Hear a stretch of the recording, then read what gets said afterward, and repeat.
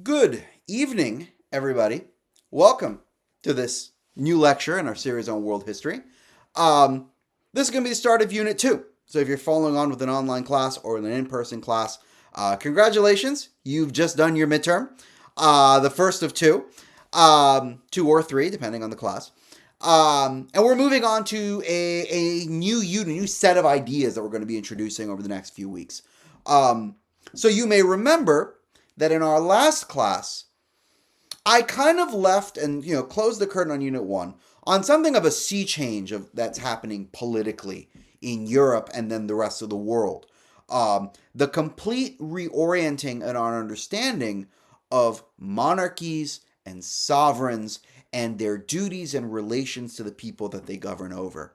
That is the first step, really, in what we're going to be talking about throughout this unit, because Unit 2 is the era of revolutions.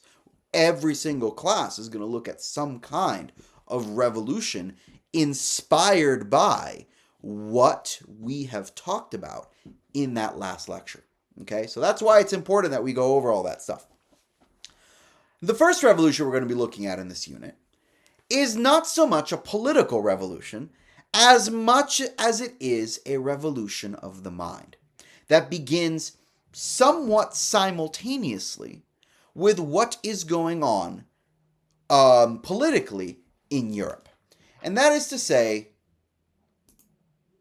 the scientific revolution. The scientific revolution. Now, what we start to see in and around this period of time is that you see individuals leaving, escaping profit-making careers and going into the arts and sciences. Not for nothing, this period of time, especially post-1648, is characterized by a second Renaissance. The Dutch Renaissance happens around this period of time because after the events of the bloody wars of religion that had engulfed Europe through this whole period of time, we enter into something of a period of prosperity. A period of prosperity and general wealth that allows and sort of frees people up into pursuing other things. Listen, if there's one thing mercantilism was really, really, really, really good at promoting, it was wealth generation. In fact, I'm going to call this concept surplus wealth because it is an analog idea to what we saw happen in the immediate aftermath of the Columbian Exchange with foods and calories, crossing the Atlantic from the New World, those New World crops, and sort of shifting the calorie balance of Europe. And we said that an increase in calories coming in from the New World freed up individuals to go from food production into the cities, to go from farmers to workers. But we kind of left that there. Workers are not producing food. They are producing wealth. We go from food generation to wealth generation in the 1500s and early 1600s. But if there's one thing mercantilism was really, really good at, it was getting these economies going at a time when economies were really struggling. And so if there's one thing mercantilism was good at, it was producing lots and lots and lots and lots of money. The downside, of course, as we saw, was everything else. But by the time we hit the mid-1600s, after the Treaty of Westphalia, our economies have gotten so productive, so good at producing wealth, that we hit an area that I'm calling it here surplus wealth to analogize it to the surplus food phenomenon that we saw happen, because a very similar phenomenon starts to happen. As our economies get so good at increasingly so, at producing wealth and prosperity, they don't need to run perfectly efficiently anymore. And that frees up people to move out of wealth generation into other pursuits. The arts, and increasingly the sciences. An interest in the sciences that I should say is buoyed by something that we have looked at in this class before, and that is Johannes Gutenberg's printing press. We've invented books. Now that might seem like such a, small, trivial thing, but that's actually something of a big deal. Now I said in our class on the Protestant Reformation that the first book ever published was the Bible in German. And we talked about all the big theological implications of that, of people being able to read their own Bibles and draw their own conclusions for the first time. But I never said that's all they were publishing. Far from it. In fact, once you've printed out a Bible, the next step is to find something else to publish, right? So here's a bit of a meta conversation, a bit of a meta historical question. This lecture is going out mainly to all of you guys watching. I'm assuming are college students of mine, somewhere or another.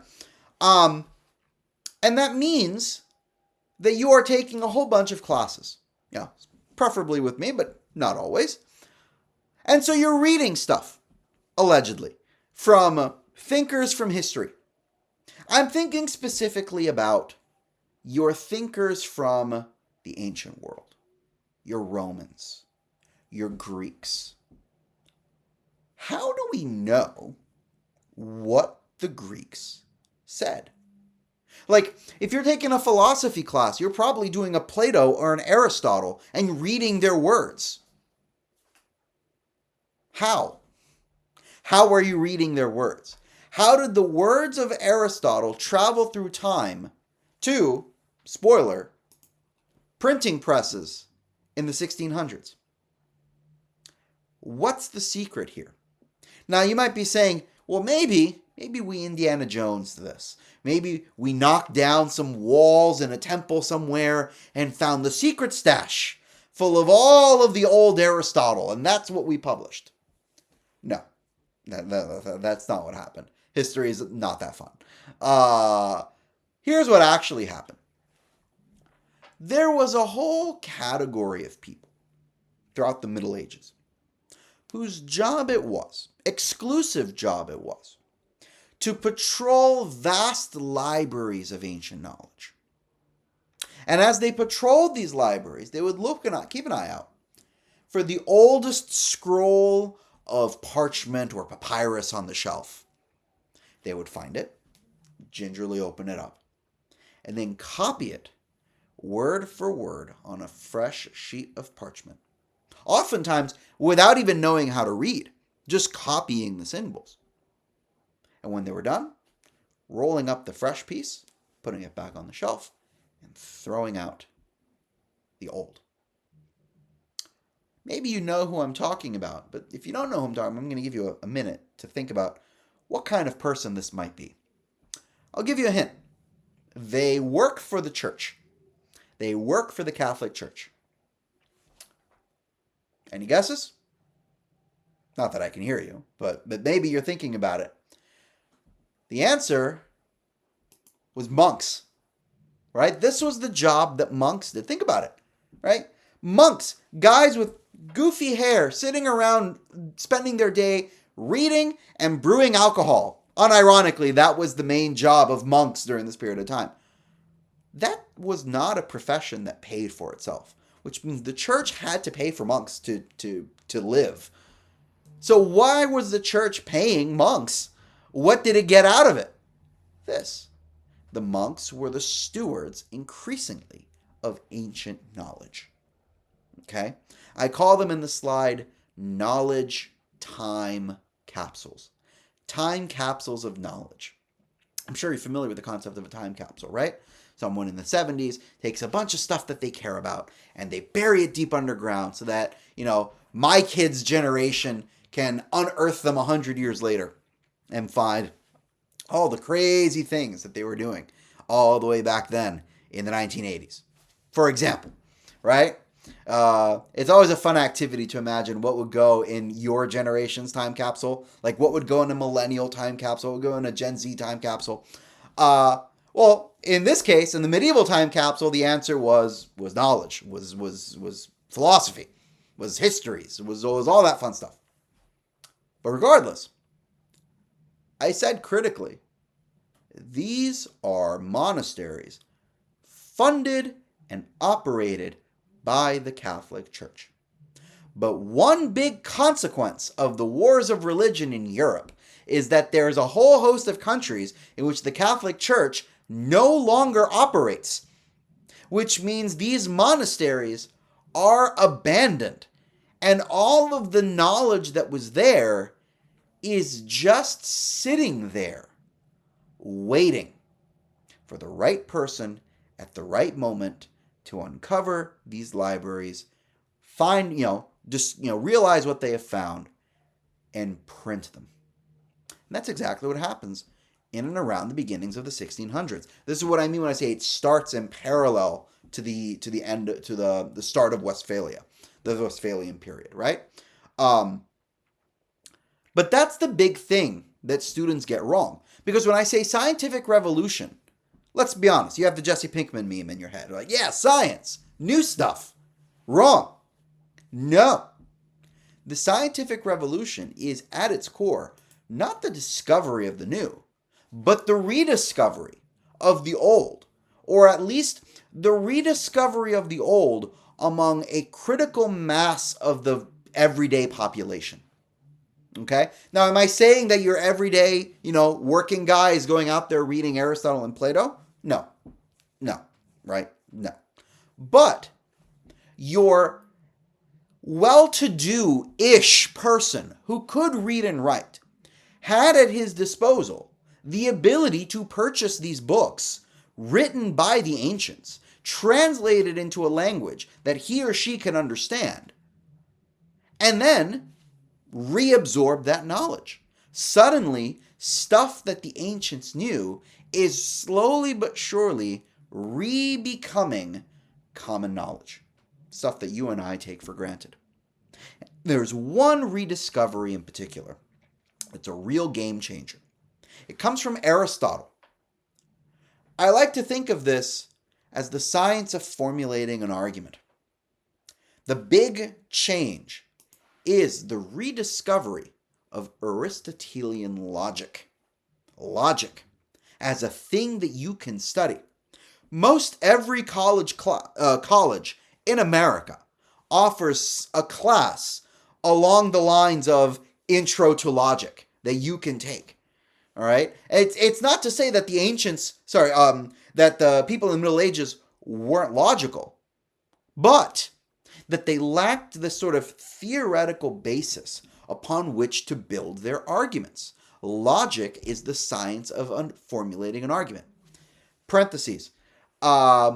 Speaking from experience, a lot of colleges make your Intro to Logic class fulfill a math requirement. Don't. It's a trap. It's a trap. Because what Intro to Logic is, what logic in general is fundamentally math without the numbers. So it's all the pain of math without the thing that makes math make a little bit of sense. And so you're just left with the pain. Don't do it. It's a trap. All right? Speaking from internalized trauma that I'm still getting over. Okay? Now, you don't have to take my word for it. Because the thing with these guys that are reading all of this stuff is that they want to start reading, they want to start writing too, that other people can read. And so they tell us exactly what their motivation and inspiration is. For example, here's the preface to Isaac Newton's work on the discovery of gravity.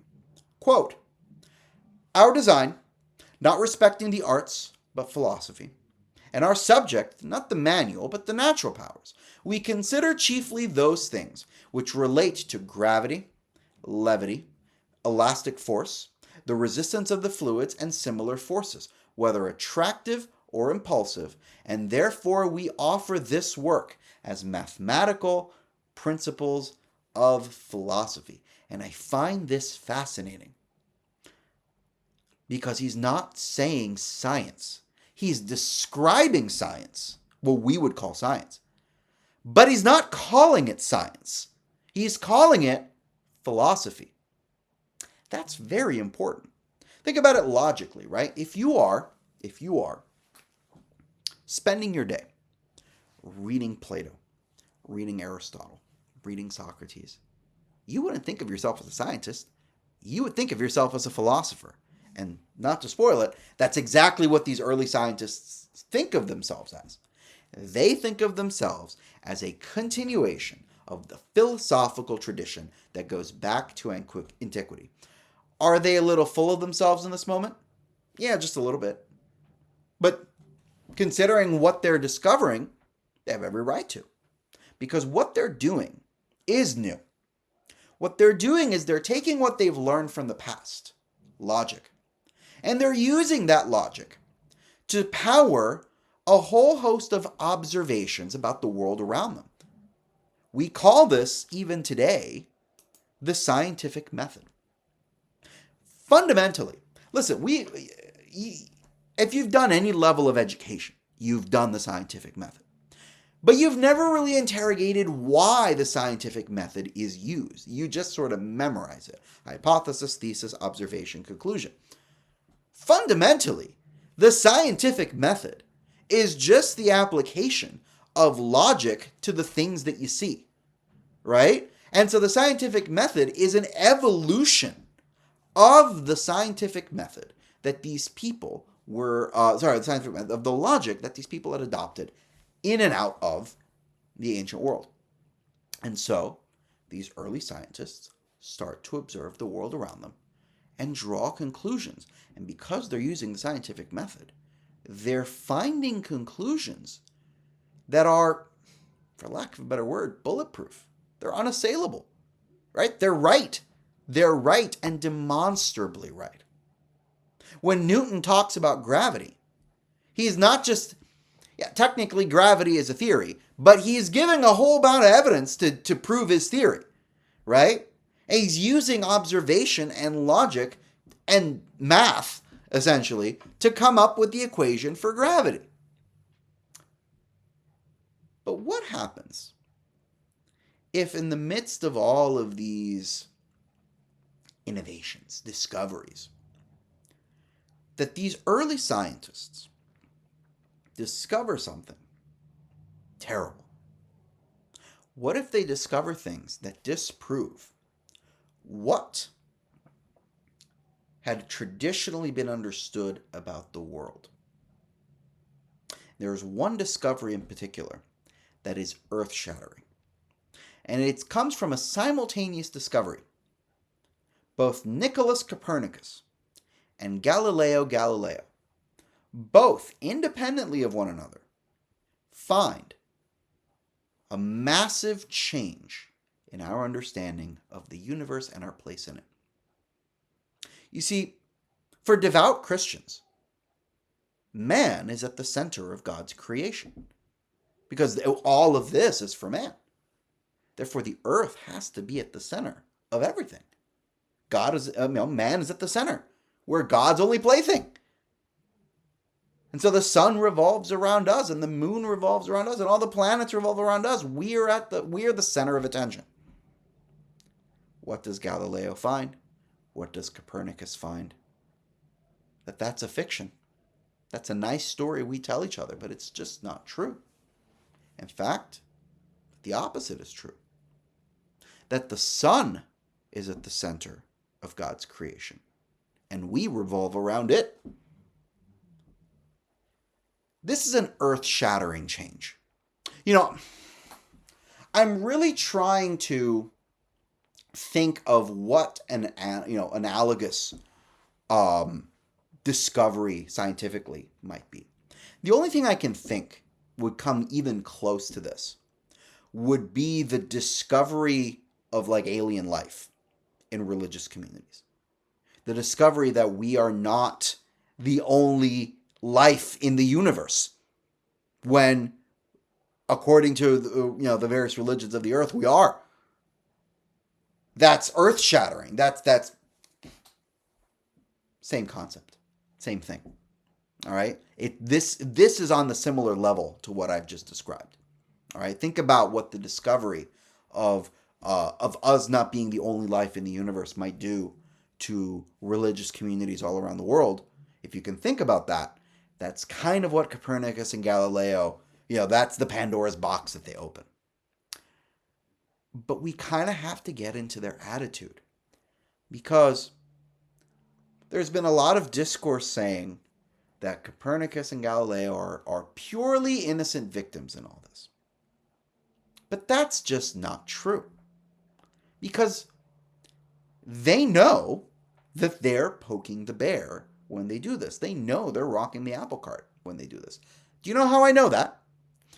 Because when Galileo publishes his book that quite literally disproves the Bible in many parts, he dedicates that book to the Pope personally. Personally. He says in the introduction to the book, which is an open letter to the Pope of the Catholic Church, which should give you a sense of, I don't want to say the ego of these guys, but the attitude of these guys, yeah? I can readily imagine, oh Holy Father, that as soon as some people hear about this, in this volume, which I have written about the revolutions of the spheres of the universe, the planets, that I ascribe certain motions to the terrestrial globe, the Earth, they will shout that I must be immediately repudiated together with this belief, for I am not so enamored of my own opinions that I disregard what others may think of them. So he knows. He knows that he's knocking the apple cart. Now, something I did not expect to say when I woke up this morning, but in defense of the Catholic Church, I want to remind you about the historical context that this is happening in. The Catholic Church just got out of 100 years of violence that nearly destroyed it, because Martin Luther in Wittenberg started questioning things, and no one challenged him, and the net result was 100 years of violence. And we have literally just solved the problem. And then in comes Galileo, like the Kool-Aid man, busting through the wall, saying, "Oh yeah, science." Yeah, the church takes this a little personally. Yeah, I just gave you a mental image that you see. This is why you watch this. But this is why I'm not justifying. I'm not saying that what the church did is good or admirable. What I'm saying is that it is understandable based on what we know, right? That the church is currently in survival mode in this moment, and therefore they're behaving not well in response to these discoveries, okay? But the reality is, Galileo himself is right. At his trial, where he will be censored and kicked out of the Catholic world, Galileo would proclaim on the stand in Italian, "Eppur si muove," and yet it moves. And yet it moves. No matter what is done to Galileo, no matter what happens to his books, no matter what happens to Galileo personally, the beauty of the scientific method is that Galileo will always be right. Will always be right. And he knows it, and the church knows it. Because what Galileo has done, it's not just that Galileo has written these things, is that Galileo has written a blueprint for you to pick up a telescope and look to the heavens and come to the same conclusion. You understand? He hasn't just challenged the church. He's given all of Europe the tools to challenge the church on these matters. And so, ultimately, long term, the truth wins. Galileo wins. And that the scientific revolution continues. But it is forced to change. It is forced to change. Not so much in response to these events, but as a natural consequence of these events. And it starts to shift into something different. The Enlightenment. Now, when I say the Enlightenment is a natural evolution of the scientific revolution, here's what I mean. Because they start from the same place. The scientific revolution is using all of these ideas that are either rediscovered or pioneered during this period. Study, logic, scientific reasoning. And it's applying it to our observation of the natural world. And so from it, what do we get? Well, we get the sciences. We get math. Calculus is invented by René Descartes in around this period of time. We talked about astronomy. These are the earliest days of medicine as well, right? Of real medicine, not just plague doctors and leeches anymore. But what happens during the Enlightenment is that these same principles are being used to study something far more interesting, the most interesting phenomenon of the planet. It's being used to look in the mirror. The Enlightenment uses the same tools of the scientific revolution to look at us, to look at ourselves, to look at the societies that we begin to craft. And so from there, we get the social sciences. We get the study of politics. We get the study of humans and human history, not as just the accomplishments of great men, but as processes, and the study of economics. Very candidly, I have a job because of the Enlightenment. The Enlightenment is what allows us to use the ideas of the scientific method and apply them to people. We have actually looked at an Enlightenment thinker in this class already. One of the very first, Thomas Hobbes. Think about it. Thomas Hobbes literally goes through this journey because Hobbes is studying to be a doctor. He is a medical student, you may remember.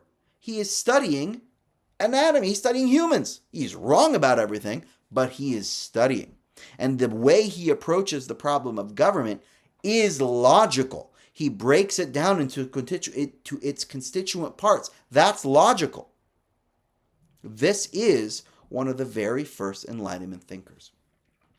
But as the Enlightenment starts to progress, you get other thinkers as well. You get Kant. You get Hegel. I don't want to... This is not a philosophy class. Personally, I could do well without ever hearing the words Immanuel Kant ever again. But there is one Enlightenment thinker that is historically relevant that we do need to talk about because his ideas become incredibly important to our understanding of modern day politics. That is Adam Smith. You need to understand Adam Smith in order to understand our current moment, to understand how we shifted away from mercantilism to industrial capitalism. Okay? Listen, Adam Smith, we're going to talk about Adam Smith, but the TLDR is that Adam Smith's main contribution to the timeline of human history is that Adam Smith kills mercantilism.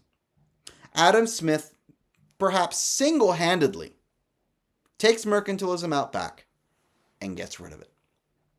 He replaces it with a new understanding of economics that you learn in your intro econ class. We call it liberalism, but think of it as free market capitalism, the earliest version of free market capitalism.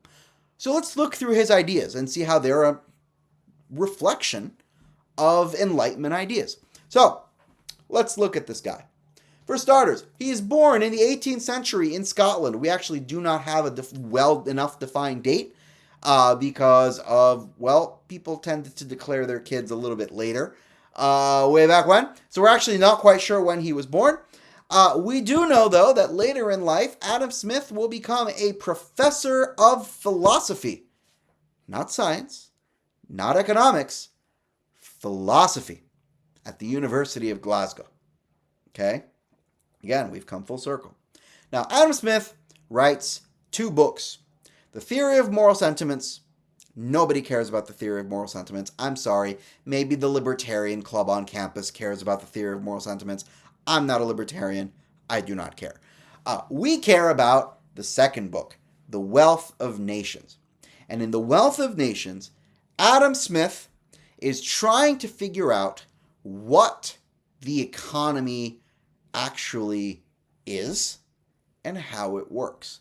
Because we had some ideas about the economy. You guys remember Philip Van Hornick when we talked about mercantilism. We had maybe some rules for the economy, but we didn't have a general understanding of what the economy actually was. So, Smith writes, the political economy proposes two goals. First, to provide a plentiful revenue or subsistence for the people, or at the very least, more properly enable them to provide such a revenue for themselves. And secondly, to supply the government with revenue sufficient for public services. It proposes to enrich both the people and the sovereign. Already we're talking about sovereign, not king. Okay? It's only been about 100 years since Westphalia, and already the changes have stuck. But, put simply, a good political economy makes both ruler and ruled wealthier. Okay, but what makes a good political economy? Well, Adam Smith says there's really two ideas. There's two concepts in this. The division of labor and the invisible hand. If you can understand both of these ideas in isolation, and perhaps more importantly, how they feed into each other, you'll understand Adam Smith. Okay? There's your local libertarian club on campus will make Adam Smith to be out this big, sort of complex, complicated thinker. No, he's not. You understand these two ideas, you've understood 99% of Adam Smith. Okay? So, let's get into it, shall we? Let's talk about the division of labor. He says, the greatest improvement in the productive powers of labor and the greater part of the skill, dexterity, and judgment, which is when anywhere applied, directed or applied, seems to have been the effects of the division of labor. TLDR, the division of labor is the idea that we do not all do the same thing. And when we all do our own thing, we end up specializing. That makes us and the economy more efficient and productive, and long term ends up saving costs for everyone. I mean, listen, you are all watching this video lecture here. I'm assuming all of you are studying something different. Some of you might be history majors, and God bless you for being history majors. Some of you might be studying poli-sci. Some of you might be doing something completely different, and this is a gen ed for you, right? You might be doing biochem or accounting or theater, whatever you're doing. But you are not all taking the same major because you recognize that that's probably not a good idea. But Smith takes it a step further. He says, it is the great multiplication of the productions of all the different art that in consequence of the division of labor, which occasions in a well-governed society the universal opulence which extends itself to the lowest ranks of the people. When we all do different things, we all benefit. We're all better for it. Listen, let's have a candid conversation. Just ignore everyone else. Just me and you, yeah? Why are you here? Why are you watching this video right now? Is it because you love my witty style? No, that's not why you're here. That's not why you're here. I hope that's not why you're here. You have better things to do with your time if that's why you're here. No. You recognize, I would hope, that you're in school because you want to get a degree. And so why do you want to get a degree? Professional accomplishment? Maybe education is important, you guys. A single education manly tear rolls down my face. No. You want a degree because you would like a job. And you would like a job because you would like to get paid one day. You are here on the promise of future income. You are here, fundamentally, according to Adam Smith at least, because you are greedy. Because you're greedy. Because you want to be a successful person that makes an income, right? That is your greed speaking, for lack of a better word. And that's not necessarily a bad thing, because I'll give you 3 guesses why I'm recording this video right now. Think about it. It's not because I really love the creative medium of youtube.com. I'm doing this because I'm being paid to do it. Because I'm also greedy. There's a very famous movie from the 80s, Michael Douglas. You may have heard of Wall Street before. This character is called Gordon Gekko. There was a not so good sequel to this that came out in like 2008 with Shia LaBeouf. Don't watch it. Not very good. But Gordon Gekko has a tagline in this film, Wall Street.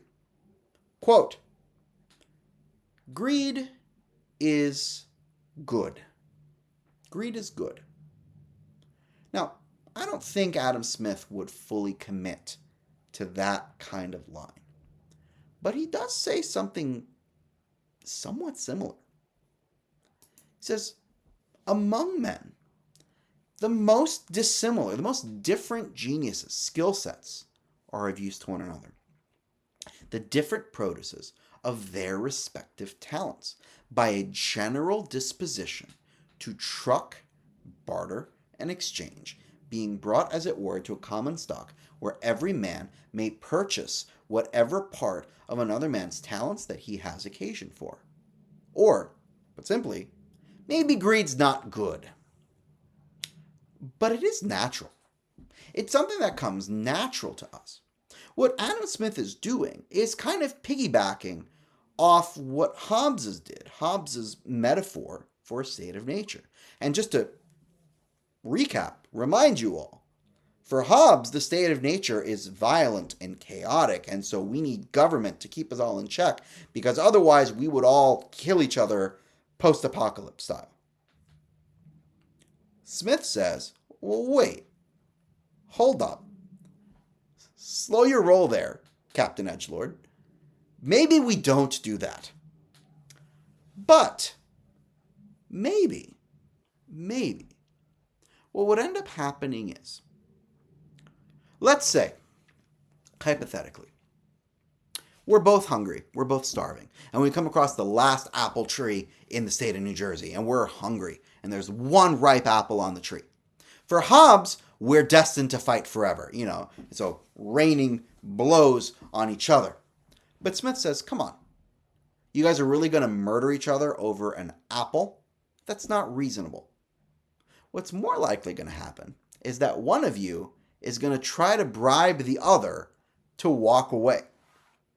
What you're going to try to do is bribe the other to leave. You're going to appeal to their greed, because our natural state isn't violence, it's greed. And what ends up happening in a state of nature is that we begin to exploit each other's greed. Because all of us is good at something in a state of nature. One of us might be a good doctor. One of us might be a good hunter. Another of us might be a good farmer. Okay? And so, let's say, Farmer Mark, hi, hello, I grow corn in the post-apocalypse, right? And one of you guys comes around and says, oh, free corn. Now, you could, murder me and take my corn. But then tomorrow, if you want corn, you won't have it. Or you could appeal to my greed and say, hey, Mark, I would really like some of your corn. I have water here. Can we trade? Right? And so we start having our plants for water trade going on here. Purely out of self-interest. I need water, you need food. Let's trade. And then maybe person over here who is maybe doesn't contribute anything but is a doctor and says, hey, I can't give you anything, but if you guys keep me fed and alive, I'll take care of you guys when you're sick. And then maybe, Steve over here, who is a hunter, goes out and gets us like whatever we want from the forest, right? Pay attention to what we're doing here. This, for Hobbes, the way out of the state of nature is government. That we all come together and that we form government through the social contract. What Smith says is no, in a state of nature, the first thing that's going to come out is the economy. What I've just described is a post-apocalyptic economy. It's an economy. We're all trading. In fact, what we might do is invent money to make trading easier. Adam Smith literally points this out. He says, all over the world, with nothing in common, all these peoples, from ancient China to ancient Colombia among the Muisca, every single civilization on Earth, with very few exceptions, produced currency, produced money.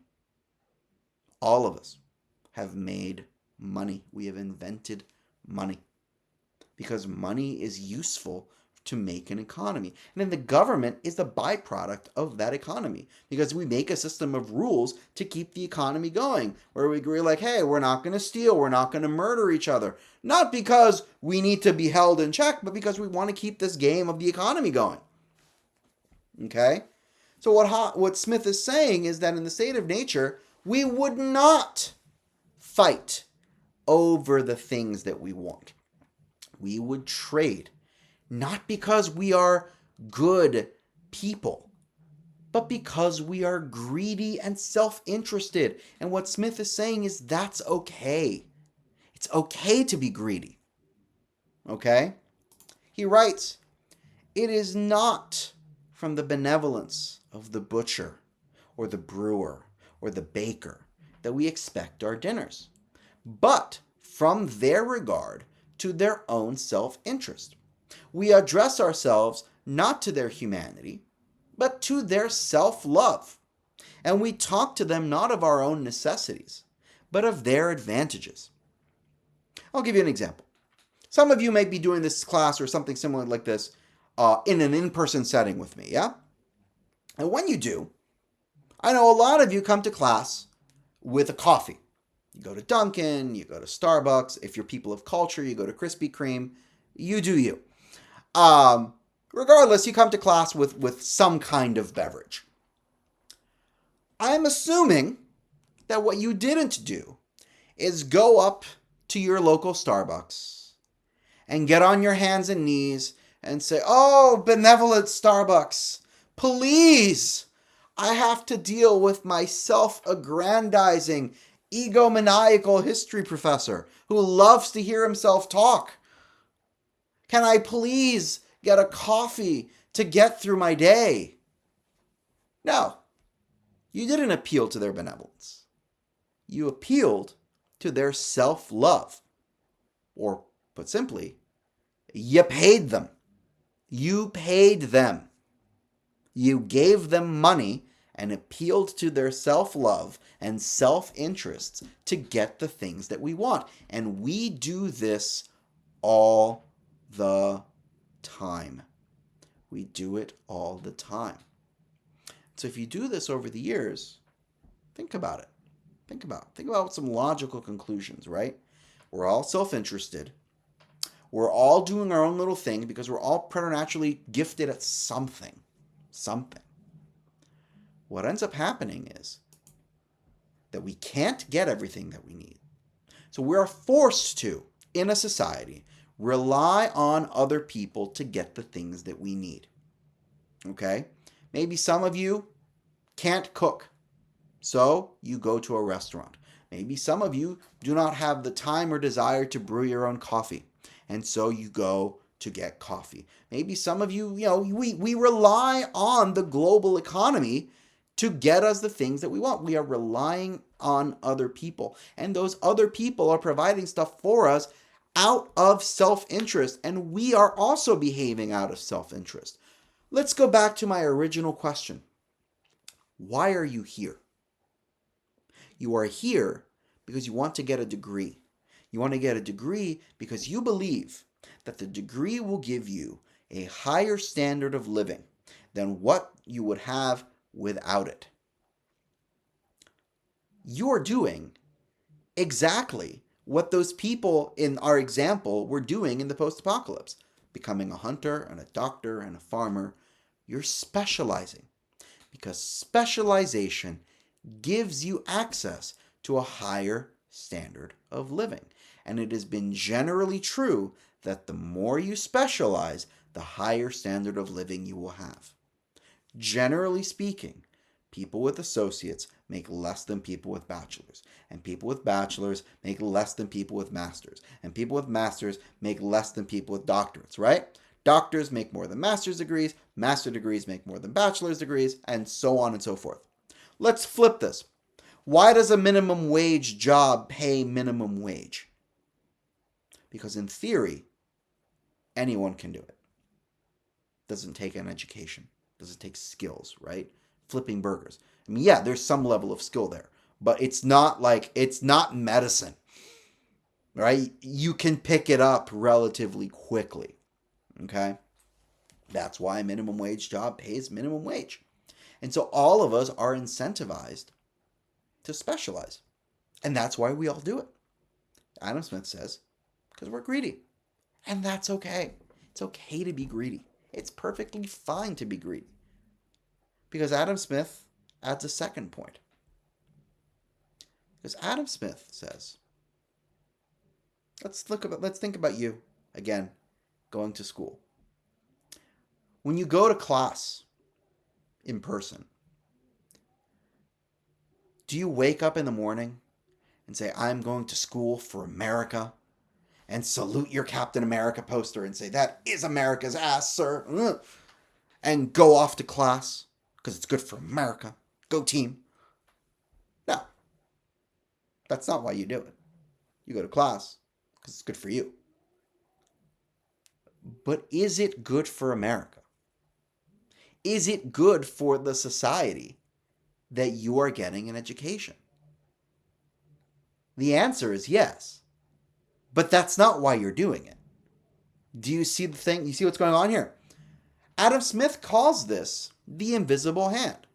The invisible hand is essentially this idea that when an individual who doesn't intend to promote the public interest, intends only his own gain, but is in this, as in many other cases, led, pushed along by an invisible hand to promote a goal that wasn't part of his intention. Okay? You are getting an education because it's good for you. But it turns out that you following your own selfish desires and going to school because it's good for you also maybe possibly is good for society. And it turns out that if all of us do it, society ends up being better off. This is what the invisible hand is. The invisible hand is what happens when all of us, we all act in our self-interest. Because when we all do it, society is better off. And that's why we specialize. We specialize and we divide labor out of self-interest, not the common goals of society. But ultimately, when we do that, we're all better off. Let me give you an example. Okay? Right now in this country, there is a massive teacher shortage. And middle school and elementary school, and even to some degree at the high school level. Schools are getting pretty desperate. Things are getting pretty grim out there. So let's say the government comes up to you and says, hey, we know you're studying, I don't know. What are you studying? Biology or engineering or IT, game design. But listen, we need you to drop your major and be an education major because we need teachers and we need them immediately. So from now on, you're going to be taking education classes. Would that lead to a good outcome for society? Yeah, probably not. Because you would get a bunch of people that are not willing or capable of being teachers. And so the end result is that we end up having worse teachers. And so that's the argument. The argument is, hey, turns out when the government tries to put the thumb on the scale, it actually ends up leading to maybe suboptimal outcomes. The best result then is to let our shared greed take the wheel, essentially. By pursuing his own interest, he more frequently promotes that of the society more effectually than he ever intended to promote it. I have never known much good done by those who affected to trade for the public good.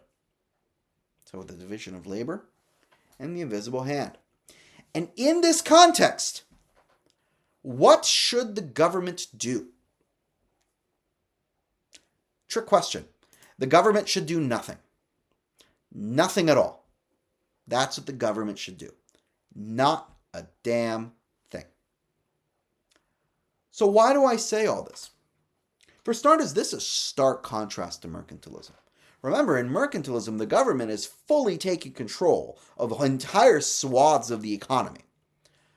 But in our class on mercantilism, you may remember, I gave you the example of Scottish wine and the sort of nonsensical example of the Scots trying to make wine because it makes, mercantilistic sense, even if it doesn't make economic sense. That's not my analogy. That's Adam Smith's analogy. Adam Smith includes that in The Wealth of Nations and says, you see, this is what happens. This is why it's silly for the government to get involved. Just let the free market take care of it. But let me give you a more real, more personal example, right? Let's talk a modern day example. Let's talk smartphones. Okay, so this is the original iPhone that came out back in 2007. Back when you guys were just born. Wow, I try not to think about that. Anyway, the original iPhone, you don't remember, but maybe you've looked this up and you know this, was $599 on contract. You needed to pay $599 down for the privilege of paying for it from every month. The original iPhone also had no app store. The apps came with future generations of iPhone. The screen, small, 3.5 inches. The battery life was short. The whole thing is really slow. If you watch that original presentation of Steve Jobs using the iPhone, that thing is chugging along. Okay? It is struggling. But when I first made these slides, it was the exact 10-year anniversary of the announcement of that original iPhone. Okay? We're quickly going on 20 years in a couple years, which is kind of wild to think about. And when I made these slides, I found this phone, this Samsung phone, on sale on Walmart.com. The price? $24.56. Which phone is better? The Samsung's got a bigger screen. It's got a better camera. It has a front-facing camera where the iPhone just doesn't. Right? Better battery. Newer software. Bigger, better, and faster. In every single way for $24.56. Competition. Think about it. The government didn't go in and tell Apple, no one can afford your phones, so you're going to have to lower the price. No, that's not what happened. What happened was Player 2 entered the game. Player 2 entered the game. Android became a thing. And it's not just Android. You guys were a little too young to remember the Wild West of the smartphone market. Fortunately, this is the first time I'm teaching this here where I can show you my drawer full of my old smartphones. What do we got here? Oh, yes. Back in college, I used to run one of these. This is a Windows phone. Yep, I was that guy. Windows phone failed. It didn't work. It didn't succeed. So why am I bringing this all up? Because all of this competition forced Apple to do something. You go to the Apple Store today, you can get an iPhone that's bigger, an iPhone that's smaller, an iPhone with 2 cameras, an iPhone with 3 cameras, an iPhone with a button, an iPhone without a button. And you can get a somewhat cheap iPhone. You can get a refurbed iPhone right now for a couple $100. Complete, paid off contract. Ultimately, competition led to bigger, better, faster, cheaper smartphones for everyone. And they are everywhere. I have a smartphone. You watching this have a smartphone. Can guarantee it. I can guarantee your parents have smartphones. I can guarantee that for most of you, your grandparents have smartphones. In a scant just over 15 years, these things are everywhere. They have become an intrinsic part of our lives. Not through government policy, but through the power of the invisible hand of the market. That's what Adam Smith says. That's what Adam Smith proposes. That's what Adam Smith is suggesting happened. Okay? Now, I think I can wrap it up there. So, in our next class, we're going to be talking about the American War of Independence. And if I get to it, we're going to be talking about the revolutions in Haiti and the revolutions in France. So I will see you for that one. And if there are any questions, you guys know where to find me. Have a great evening, everyone. I will see you when I see you. Cheers.